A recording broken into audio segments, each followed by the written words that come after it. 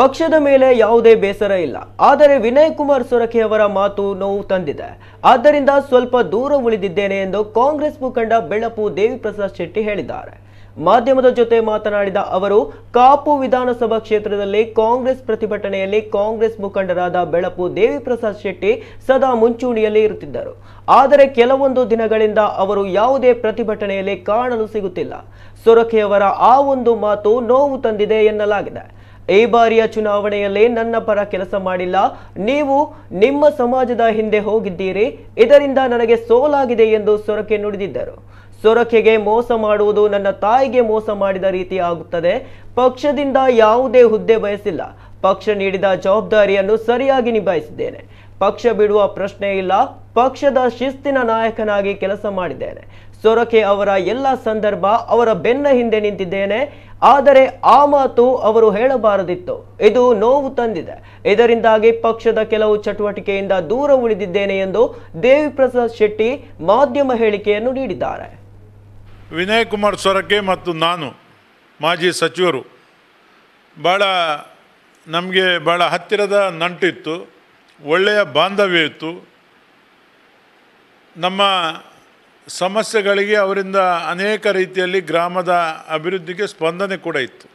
ಕಾಪು ಬ್ಲಾಕಿನ ಅನೇಕ ಚುನಾವಣೆಗಳಲ್ಲಿ ಗ್ರಾಮ ಪಂಚಾಯತಿ, ತಾಲೂಕು ಪಂಚಾಯತಿ, ಜಿಲ್ಲಾ ಪಂಚಾಯತಿ, ಪುರಸಭೆ ಎಲ್ಲ ಚುನಾವಣೆಗಳಲ್ಲಿ ನನಗೆ ನೀಡಿದಂಥ ಜವಾಬ್ದಾರಿಯನ್ನು ಅತ್ಯಂತ ಪ್ರಾಮಾಣಿಕವಾಗಿ ಮತ್ತು ಜನರಿಗೆ ಮುಟ್ಟುವ ರೀತಿಯಲ್ಲಿ ಆ ಕಾರ್ಯಕ್ರಮವನ್ನು ಹಮ್ಮಿಕೊಂಡು ನಿರಂತರವಾಗಿ ಪಕ್ಷದ ಪರವಾಗಿ ಹೋರಾಟ ಮಾಡಿ ಕಾರ್ಯನಿರ್ವಹಿಸಿದ್ದೆ. ಆದರೆ ಕಳೆದ ಚುನಾವಣೆ ನಮ್ಮ ವಿನಯ್ ಕುಮಾರ್ ಸೊರಕೆಯವರು ಸ್ಪರ್ಧೆ ಮಾಡಿದಾಗ ನಾನು ಅವರೊಂದಿಗೆ ಹಗಲಿರುಳು ದುಡಿದು ಪ್ರಾಮಾಣಿಕತೆಯಿಂದ ಕಾರ್ಯನಿರ್ವಹಿಸಿ ಎಲ್ಲ ನನ್ನ ಸಮಾಜದವರನ್ನು ಎದುರು ಹಾಕ್ಕೊಂಡು ನನಗೆ ಎಲ್ಲಕ್ಕಿಂತ ಮುಖ್ಯ ಪಕ್ಷದಿಂದ ಮುಖ್ಯ ಸೊರಕೆ ಎಂಬ ಭಾವನೆಯಿಂದ ಕೆಲಸ ಮಾಡಿದೆ. ಆದರೆ ಅವರು ನಾನು ಮಾಡಿದಂಥ ಕೆಲಸ, ನನ್ನ ಕಾರ್ಯ ಮತ್ತು ಅವರಿಗೆ ಚುನಾವಣೆಯಲ್ಲಿ ಸೋಲು ಇದನ್ನೆಲ್ಲ ಅವಲೋಕಿಸಿ ನೀವು ಕೂಡ ನನಗೆ ಸರಿಯಾಗಿ ಕೆಲಸ ಮಾಡಿಲ್ಲ, ನೀವು ನಿಮ್ಮ ಸಮಾಜದ ಕಡೆಗೆ ವಾಲಿದ್ದೀರಿ ಎಂಬ ಒಂದು ದೊಡ್ಡ ಮಟ್ಟದ ಅಪಾದನೆಯನ್ನು ನನ್ನ ಪಾಲಿಗೆ ಮಾಡಿದರು. ಇದರಿಂದ ನಾನು ಭಾಳ ನೊಂದಿದ್ದೇನೆ. ನಾನು ಮನಸ್ಸಿಗೆ ಕೂಡ ನನಗೆ ಭಾಳ ನೋವಾಗಿತ್ತು. ನಾವು ಯಾವತ್ತೂ ಬೆನ್ನಿಗೆ ಚೂರಿ ಹಾಕಿದಂಥ ಸಂಸಾರದಲ್ಲಿ ಹುಟ್ಟಿದವರಲ್ಲ.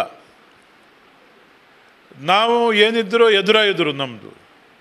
ನನ್ನ ತಾಯಿ 98 ವರ್ಷದ ನನ್ನ ತಾಯಿಯನ್ನು ವೀಲ್ ಚೇರಿನ ಮೂಲಕ ಚುನಾವಣಾ ಸ್ಥಳಕ್ಕೆ ಕರೆದುಕೊಂಡು ಬಂದು ಸ್ವತಃ ನಾನೇ ಸೊರಕೆಯವರಿಗೆ ನನ್ನ ತಾಯಿಯ ಮತವನ್ನು ಕೂಡ ಹಾಕಿದ್ದೆ. ನನ್ನ ತಾಯಿಯ ಜನ್ಮ ನೀಡಿದ ತಾಯಿಗೆ ನಾನು ಮೋಸ ಮಾಡೋದು ಒಂದೇ, ಸೊರಕೆಗೆ ಮೋಸ ಮಾಡೋದು ಒಂದೇ ಎಂಬ ತೀರ್ಮಾನ ನಂದಾಗಿತ್ತು.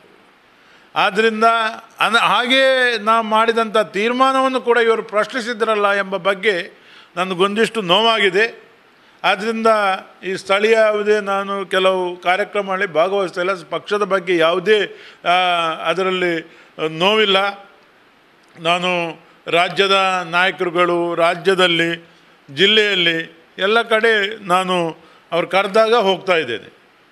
ಯಾವುದು ಪಕ್ಷದಿಂದ ಒಂದು ಕಾಲು ಒಳಗೆ ಒಂದು ಕಾಲು ಹೊರಗೆ ಅಂಥ ಸನ್ನಿವೇಶವೇ ಸೃಷ್ಟಿಯಾಗಿಲ್ಲ, ಅಂಥ ವಿಚಾರ ಕೂಡ ನನ್ನ ಮನಸ್ಸಲ್ಲಿಲ್ಲ.